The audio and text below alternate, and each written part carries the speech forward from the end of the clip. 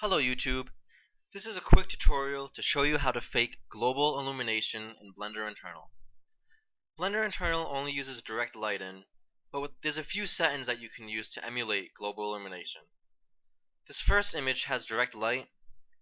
The side of the object without a light source is really dark, with no light at all, and the shadows are really hard and they're dark. Not very realistic. Most people when starting out with Blender will get a render result like this. The next image has multiple light sources and a lamp with soft shadows enabled. It looks much better, but still not realistic. The spectral light on the object is coming from too many places because there's multiple lamps. And setup time is relatively long because you have to make sure the light sources have different amount of light they emit, they go different distances, they're in the right places. It can get complicated. While it can give you really nice results, it takes a while.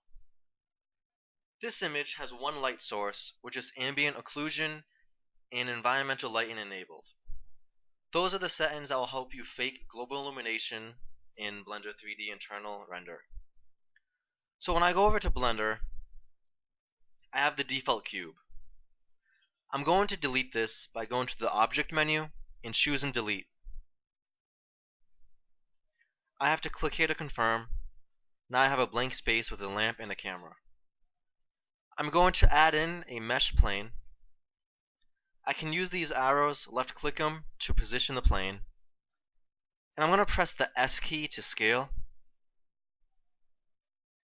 There's also the options under the object menu, transform to scale, rotate, grab and move an object. So if you don't like hotkeys, you can go here. So I'll scale this up a little more. I'm going to go to the side view. I press 3 on the number pad, or you can also go to the view menu and choose different views. And I'm going to disable perspective, which is done with number pad 5 or this option. I'm going to move this to match the green line for the x-axis, just so I know where exactly to add the monkey head. So now I'm going to add the object that will have the light hit it.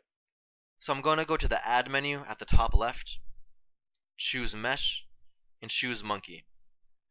The monkey is a primitive shape from the Blender developers. It's there so you can, since it's more organic and has more curves than just a cube, you can see how lightening the scene is going to be before you create it, if you just want to practice with that.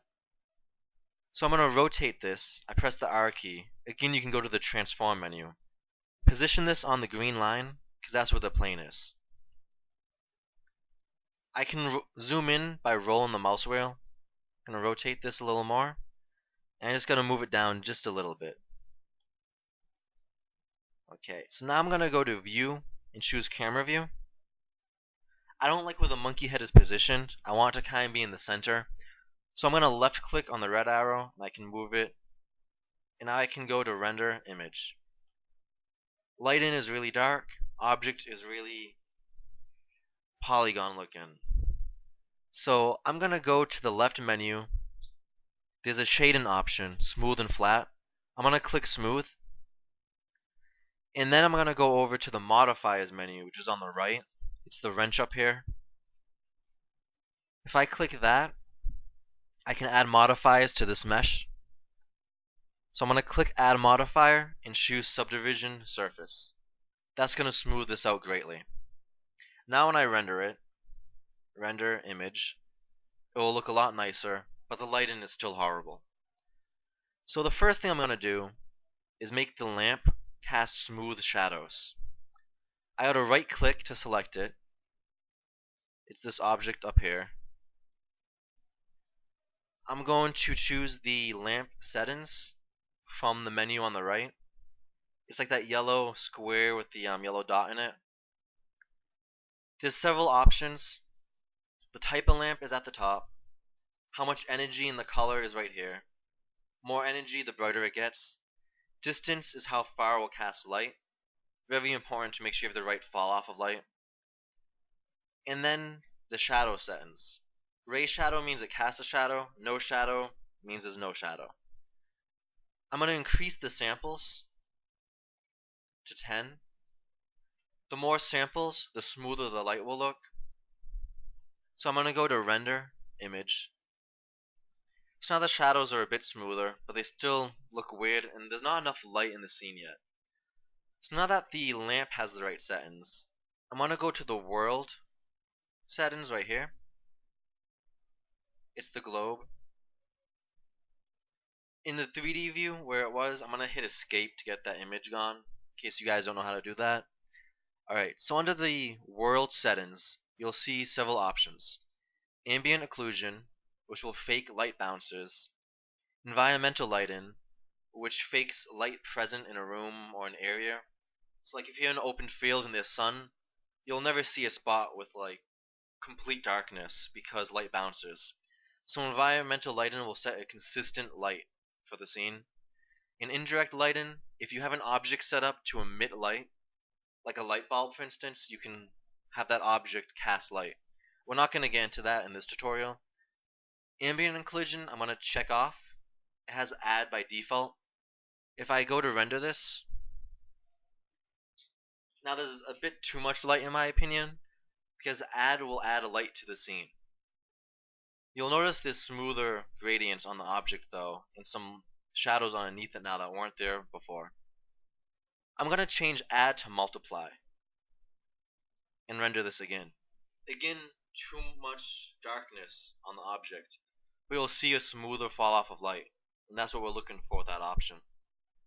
Environmental lighting, I'm going to change to enabled, render this again. Way too much light again, but now we can control it with this slider. So I'm going to change this to about 0.2. I can just click it and type in 0.2. And now I'm going to render this again. Almost perfect. Last thing I'm going to do is increase the samples for ambient occlusion. Just like with the lamp, it will make the image less grainy. See the grain? Alright, so in that menu I'm going to scroll down a little bit. So we see the ambient occlusion option, environmental lighting option. We talked about indirect lighting. Gather you can use to change how many samples ambient occlusion uses. So sampling is down here. I'm just going to increase this to 15. And then I'm going to go to render image. And now the lighting will be smoother. There's soft shadows, and this is all done with one lamp. To recap, if I disable these and put them to the default options, watch how quickly you can do this. So I render this really dark. All you have to do is click the world settings, enable ambient occlusion, choose multiply, enable environmental lighting. Depending on your scene, you choose a value that works. 0.2 works for me for this particular scene. And for samples, I'm just going to change it to 15. Go to render image. Instantly, your renders will look a lot more realistic, almost fake in global illumination. This won't really substitute for cycles render or global illumination, but if you need to render things fast, internal still works quickly and can look nice if you do the right setup. Alright, I hope you found this tutorial useful. If you like it, please subscribe above. We'll be creating more tutorials on Blender, the GIMP, and many other programs in the near future. Alright, thanks for watching.